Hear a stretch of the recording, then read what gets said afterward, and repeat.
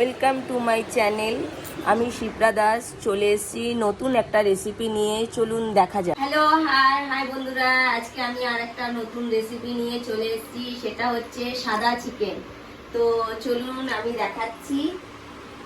এই দেখুন, আমি সাদা চিকেন ম্যারিনেট করে রেখে দিয়েছি। দই, সাদা তেল আর লবণ দিয়ে ভালো করে ম্যারিনেট করে প্রায় 1.5 থেকে 2 ঘন্টা রাখা রয়েছে।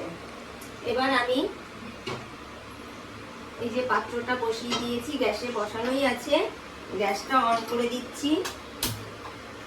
এবার পাত্রটা গরম হলে পরে তেলটা দিয়ে দেবো। পাত্রটা গরম হয়ে গেছে, এর মধ্যে আমি সাদা তেল দিয়ে দিচ্ছি। এই চিকেনটা পুরোপুরি সাদা তেলে হবে।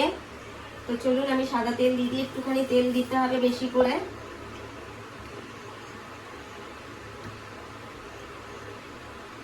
স্টপ। তো তেলটা দেওয়া হয়ে গেছে, তেলটা গরম হোক, ততক্ষণে আমি মশলাগুলো দেখিয়ে নিই কি কি এর মধ্যে কি কি মশলা আছে। তো আমি দেখুন ছোট ছোট গোল গোল পেঁয়াজগুলোকে 4 টুকরো করে নিয়েছি, করে কেটে ধুয়ে রেখে দিয়েছি। আর এর মধ্যে আছে হচ্ছে গিয়ে তেজপাতাটা আমি আজকে দেবো না, তেজপাতা যাবে না, মেথি ফোড়ন দিয়ে করব।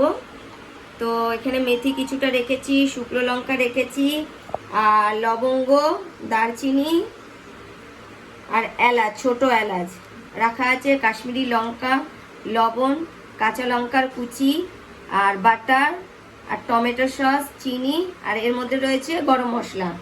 এইটুখানি আমার লাগবে, আদা রসুন কিছু লাগবে না।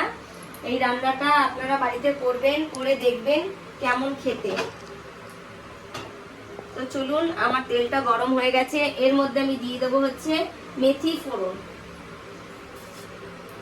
মেথিটা ভালো করে একটু পোড়া পোড়া হলে পরে এটাকে আমি তুলে ফেলে দেবো, কিছুটা ফেলে দেবো।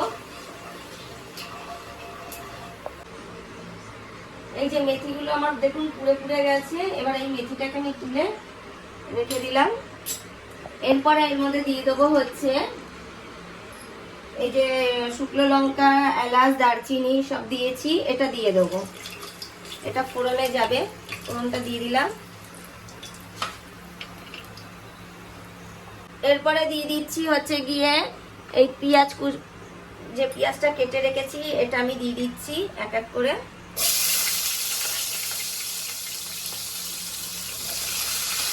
পেঁয়াজ দেওয়ার সঙ্গে সঙ্গে দারুণ একটা গন্ধ বেরিয়ে গেছে, মানে খুবই সুন্দর গন্ধ। এবার পেঁয়াজটা আমাকে সুন্দর করে কষাতে হবে, একটু হাই ফ্লেমেই করতে হবে এটাকে। পেঁয়াজটা যাতে নরম হয়ে যায় তার জন্য আমি একটু দিয়ে দেবো হচ্ছে লবণ। এই যে সামান্য একটু লবণ দিয়ে দিলে এর মধ্যে তাহলে পেঁয়াজটা একটু নরম হয়ে যাবে। তো পেঁয়াজটা কষা হোক। বন্ধুরা, আমি আরেকটা জিনিস দেখাতে ভুলে গেছিলাম, সেটা হচ্ছে আলু। 2টো আলু কেটে রেখেছিলাম, এটা আমি পেঁয়াজে দিয়ে দেবো। দেখি পেঁয়াজটা কতদূর হলো। তো চলুন দেখুন, পেঁয়াজটা প্রায় হয়ে গেছে। আলুটা কিন্তু আমি ভাজবো না, আলুটা দেব, তারপরেই চিকেনটাও দিয়ে দেবো, সঙ্গে সঙ্গে চিকেনটাও দিয়ে দেবো। এই যে আলুটা এর মধ্যে দিয়ে দিলাম, পেঁয়াজটা এর থেকে বেশি আর ভাজবো না।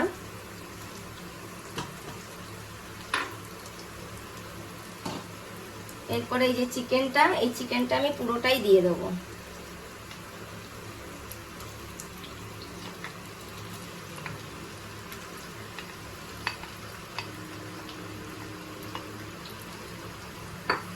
এই চিকেনটা দিয়ে এবার এটাকে আমাকে ম্যাক্সিমাম 1 ঘন্টা আস্তে আস্তে আগুনে নিভা নিভা আজে আমাকে করতে হবে, ঢেকে ঢেকে ঢেকে ঢেকে। এর মধ্যে জলও পড়বে না, কিচ্ছু পড়বে না, পুরো চিকেনটা আমার কষা হয়ে যাবে। গো।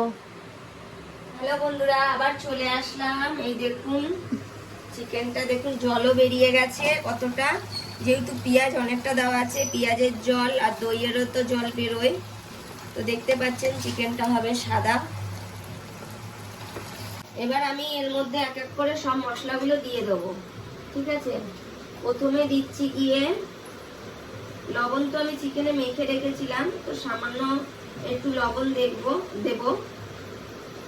তারপরে কাশ্মীরি লঙ্কার গুঁড়ো আছে, এটা দিয়ে দেবো এই ছোট চামচের 2 চামচি। যেহেতু আমরা একটু ঝাল খাই, এটা অ্যাকচুয়ালি ঝাল চলে না, তো এটা একটু টক টক মিষ্টি মিষ্টি দারুণ একটা টেস্ট হয়।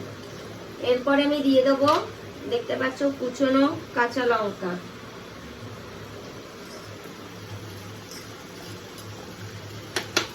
তারপরে দিয়ে দিচ্ছি হচ্ছে স্বাদ মতন একটু মিষ্টি।